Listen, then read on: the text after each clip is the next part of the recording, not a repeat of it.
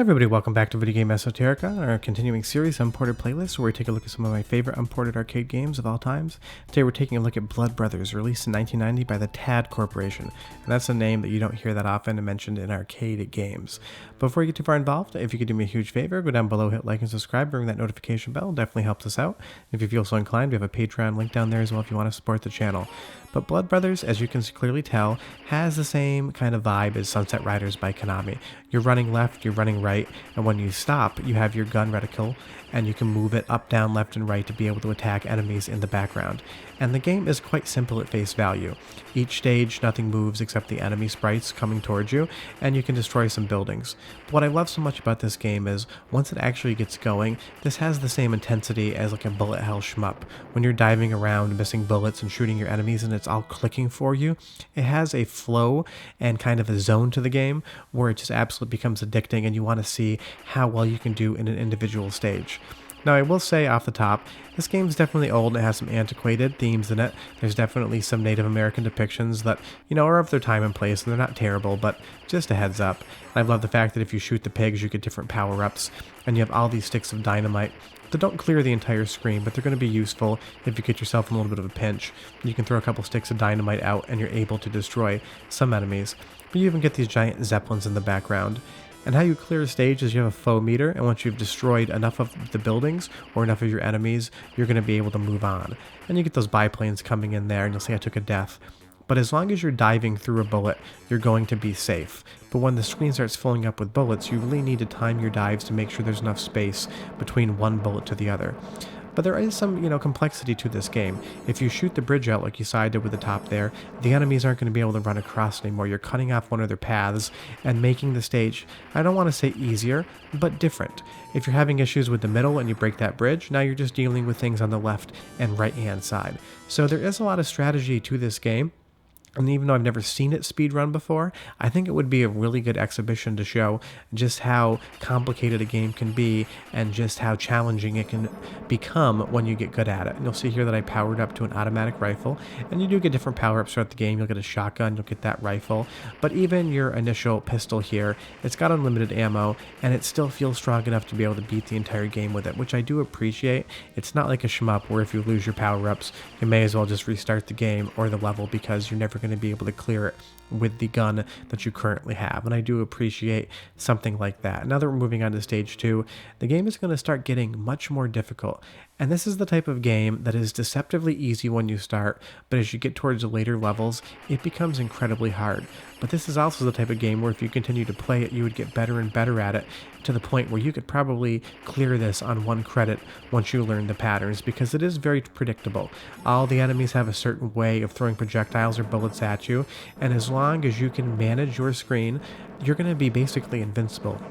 As you will see, I dove through some of those bombs there, and as long as you're constantly moving, you can make yourself basically invulnerable.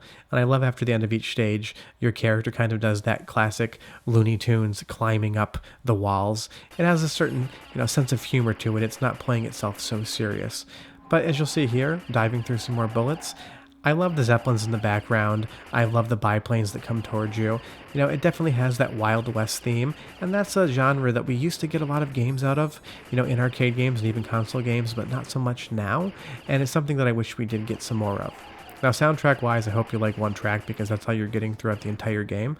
But you'll see there, I'm diving through bullets, and when I'm playing this game well, it feels amazing.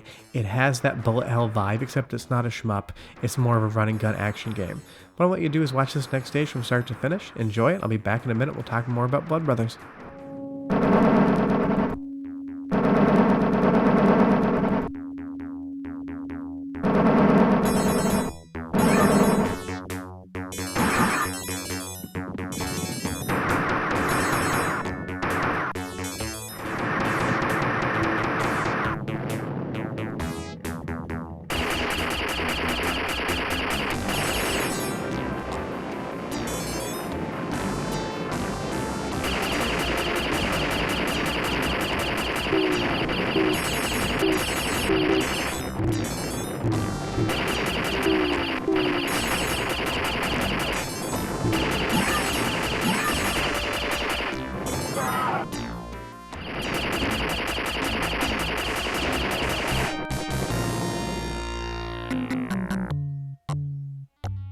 And that was the Mega Zeppelin. And I do like how they kind of mix, different eras in this game because you're in the Wild West, but you also have these biplanes and these larger Zeppelins. So kind of figuring out exactly when this game occurs is impossible, but I do like that little mix of what's going on. And we shoot that pig there and we get 3 sticks of dynamite. And as you can see, the bullets are getting way more intense on screens, and this is when the game really shines because like I said, once you get into the flow and you're really moving left and right, diving around really well, I took a death there, so I guess I shouldn't say it too much, but you start feeling just completely invincible and like you're destroying the game and you're making it your own. And that's what I really enjoy about this because it's the same feeling when you're playing shmups, but I'm not great at shmups. I'm only okay. I'm never going to 1cc, some of the difficult bullet hell games. I'd love to, but I don't have all the time in the world to dedicate to it. But something like Blood Brothers gives me that same feeling, but in an action game that isn't needlessly difficult just to punish you. And I mean, for a 1990 game, it does look really nice. Granted, I'm not sure where this snake came from because everything in the game makes pretty much sense, except when you get to this giant serpent in this cave here. But it's an awesome boss, and you can see he's got all these bubbles flying around, he's shooting fireballs out, and as long as you're moving in the right patterns, you can really put a hurting into the snake without taking a single death. And this game is not cheap whatsoever. If you get hit, it's your fault. I mean, granted, it becomes quite difficult in stages to not get hit, but if you make a mistake, that's on you. The game's never forcing you to take a death just to get more quarters off of you. That's kind of the highest compliment I can give to a game design for an arcade game when your losing is your own fault. The game's not forcing you to take damage or making things so incredibly difficult that it's just trying to steal your quarters. But it's a really fun game, and if you like challenging games, if you like practicing games and getting better at them, I can't recommend Blood Brothers enough. And it's definitely an obscure game. I rarely if ever hear this mentioned by anybody, so it's quite possible that you've never played it before. But if you have played it or if you have heard about it, leave me a comment below and tell me what you think. I'd love to hear your guys' opinions because I don't like talking into an echo chamber. But like I said, it's a really fun pick up and play game. It's fun if you're not good at it, but if you really practice and learn the stages and learn the patterns, it's a game that you can spend a lot of time with and really enjoy because you could practice this for 10-20 hours just getting better and better at it. But short of that, we will be back next Sunday with an Unported arcade game, and we'll have videos on Tuesday and Fridays as well. But if you could do me a huge favor, go down below, hit like and subscribe, ring that notification bell. Definitely helps us out. But other than that, like I said, check this game out. Play it for 10 minutes, play it for 20 hours. You'll know really quickly whether or not you're interested in it. It's got a little weird depiction of Native Americans, but short of that, awesome game. We'll see you next time, guys. Bye-bye.